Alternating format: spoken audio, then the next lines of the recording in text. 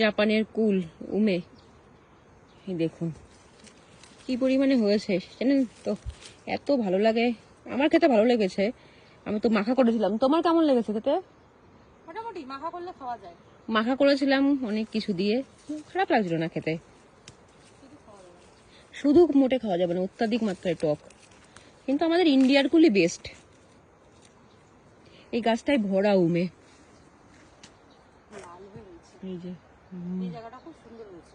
তাই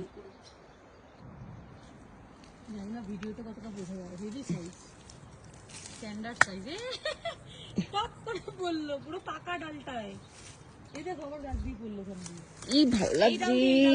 ওই ডাল দিয়ে নিয়ে যাও, ওই দেখো ওই দেখো।